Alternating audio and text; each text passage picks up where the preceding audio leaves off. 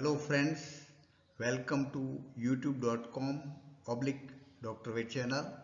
In this channel, we are presenting lectures in veterinary science and animal husbandry. I am Dr. P.R. Patel, professional head.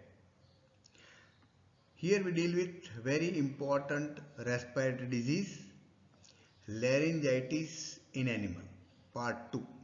We have already seen part 1. In that we have seen definition, etiology. Here we deal with pathogenesis and clinical findings of laryngitis in animals, an important disease of respiratory system.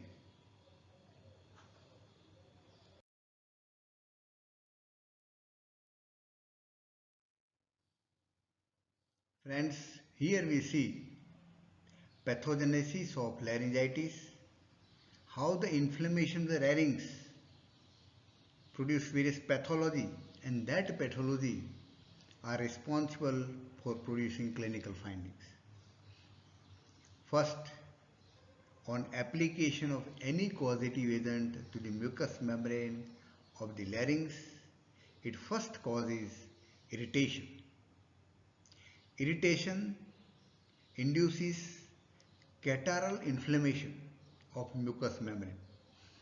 Plenty of mucus just to reduce the irritation effect. After some time, there is edema, pain and swelling. These are the signs of inflammation. If there is viral infection, there is serous discharge. If there is bacterial infection, there is mucus with pus, mucopurulent exudation.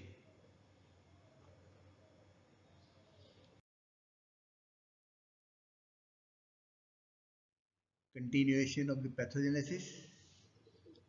Various types of organisms, different type of etiologies produce different type of response on the mucous membrane of the larynx. Corynebacterium causes ulcerative lesions in the mucous membrane. Spirophorus necrophorus produce a caseous necrotic mass in the caves. Caseous, just like a casein, thick, and it causes necrosis and commonly observed in caves, and important, it is called as necrotic laryngitis in cattle, and in calf it produces a necrotic separate membrane over the mucous membrane of the larynx.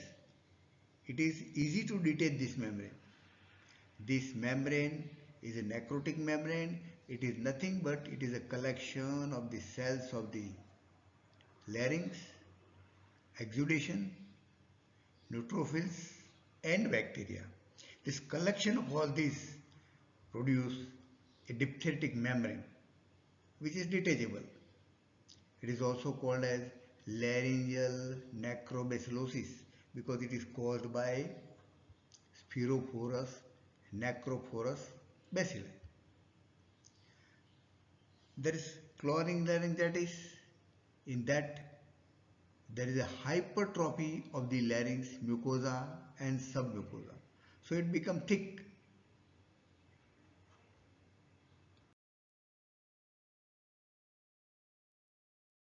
Continuation of the pathogenesis. There is thickening of the mucosa and submucosa because it is replaced by fibrous tissue and fibrosis of the larynx. We have already discussed some of the preliminary things about laryngeal chondropathy, and that causes affection of arytenoid cartilage. So it is called as arytenoid chondritis in horses. It occurs in cattle and sheep also. This is caused by bacterial infection and suppurative condition of the cartilage matrix. Here mucous membrane is involved, but cartilage is also involved, especially arytenoid cartilage.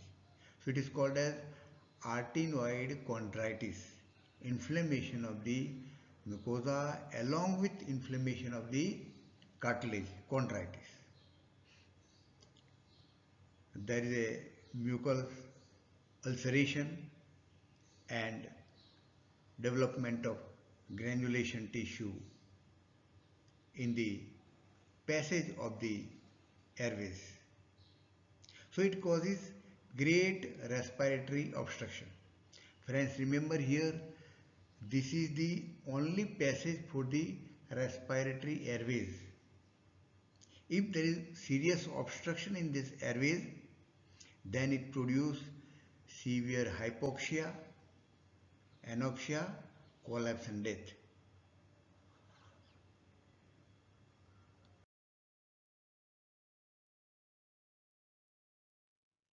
Friends, now we see an interesting part, that is the clinical finding of acute laryngitis. We know that the laryngitis produces two types of the symptoms, acute and chronic. Friends, remember, cough is the main sign of laryngitis. Again, cough is the principal sign of the laryngitis. Initially, the cough is short, dry, means unproductive, no mucus. It is harsh because there is no secretion. So it is harsh and painful.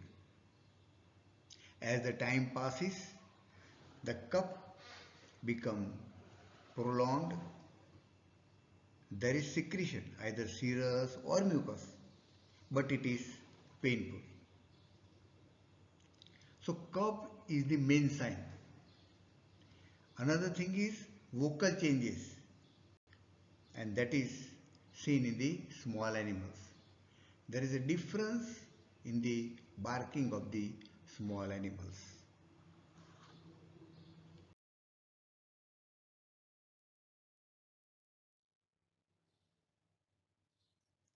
Friends, we have seen the important sign of acute laryngitis is cough and change in the barking voice. Another important thing is cough is frequently induced by irritation of mucosa. Even a slight pressure on the mucosa may cause irritation because it is inflamed and it induces cough. Exposure to cold environment induces the cough. Drinking cold water, it induces the cough. Swallowing of the coarse food, dusty air, smoke, this also induces the cough. We continue the cough induced by irritation to mucosa.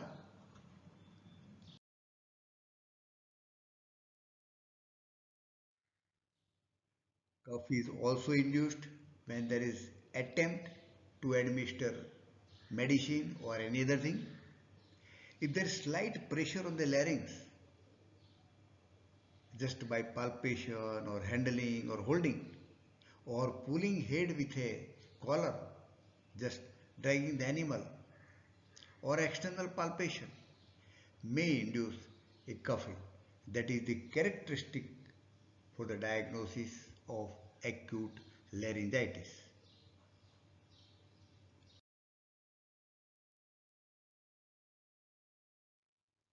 We have seen cough, change in voice, and on pressure on larynx, it induces cough.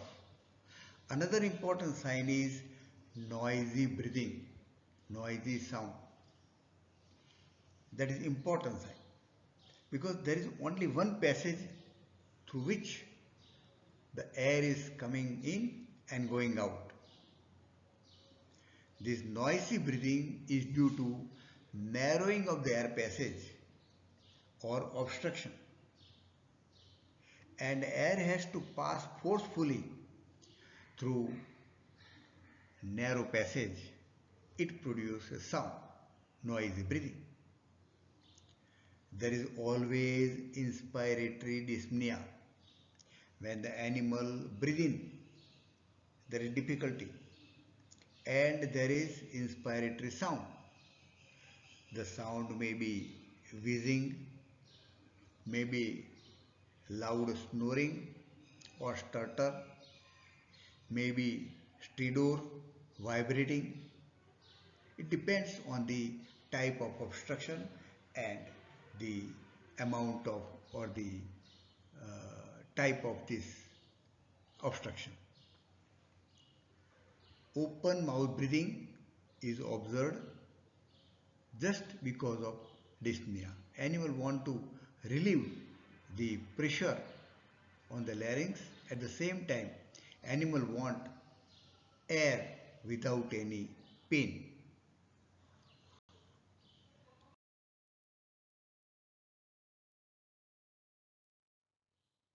Friends, acute laryngitis cases are mostly always severe cases.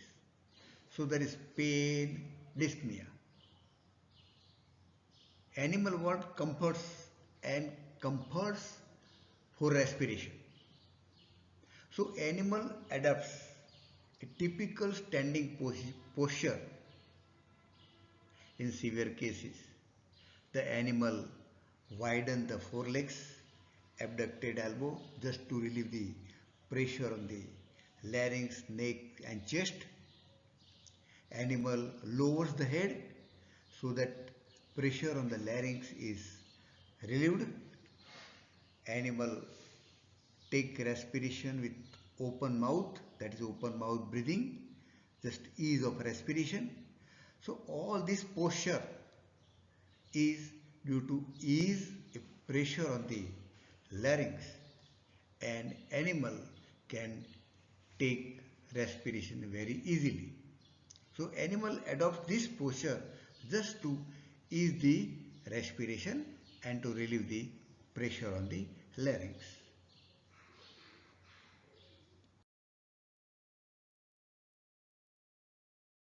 We have seen cough, noisy breathing, important signs. Other signs of acute laryngitis are nasal discharge, maybe serous, mucoid or mucopurulent. Initially serous, then after 1 or 2 days more mucoid, then after 2 to 3 days there is mucus plus purulent because of the bacterial infection. Nasal discharge is not always. There is dyspnea. Likewise, there is dysphagia also because the food bolus is regulated and pass above the larynx. So this food bolus and the muscles, deglutition muscles, also causes pressure on the larynx. And you know that larynx is inflamed, so there is painful swallowing in acute cases. This larynx is drained by submaxillary lymph node. So all the lymphs are passed through a filter submaxillary lymph node. If there is acute case, then there is definitely swelling of submaxillary lymph node. Clinician can inspect the laryngeal mucosa, then clinician observe hyperemia, swelling, edema, mucus. These are the clear-cut signs of the laryngitis.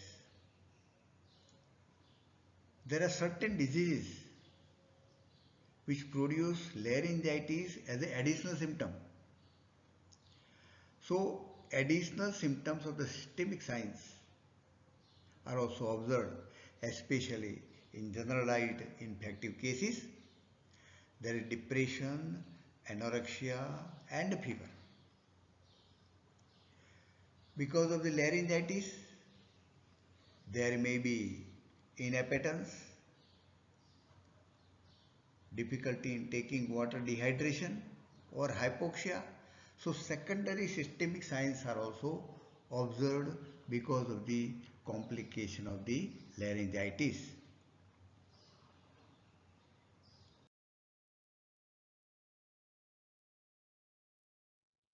Now we see the symptoms of chronic laryngitis.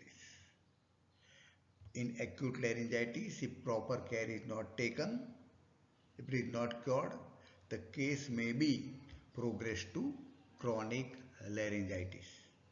Clinical signs are cough is the principal sign, just as same as that of acute laryngitis.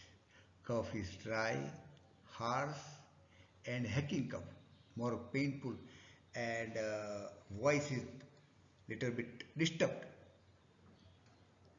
The cough is induced or aggravated by certain actions. Just we have seen the same as that of acute laryngitis. Cough is induced and aggravated by exposure to cold, dust inhalation, even a slight exercise cause irritation, forceful expiration, inspiration, excitement,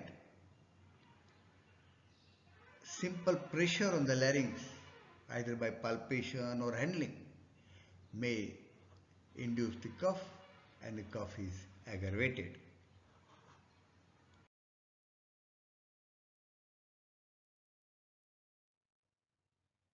Friends, we discuss here clinical findings of the chronic laryngitis. It also shares the infection and inflammation to the neighboring organ, tonsillitis, pharyngitis, or it may cause tracheitis also. The important chronic laryngitis is necrotic laryngitis in cattle. The word necrotic, necrosis of mucous membrane, we have already discussed, that is called as calf diphtheria, additional diphtheritic membrane in calf. It is also called as laryngeal necrobacillosis. It may be acute or chronic. It is severe also. This calf diphtheria is characterized by fever, cough, inspiratory dyspnea and vibrating breathing, that is stridor.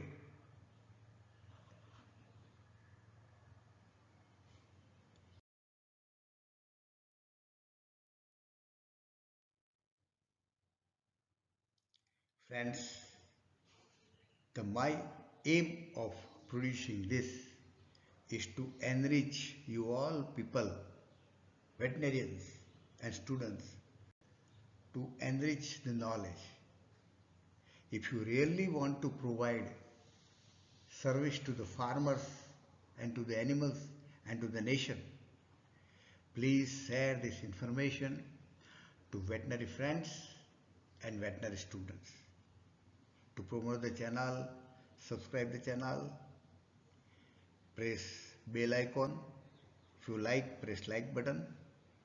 Thank you very much for observing this video.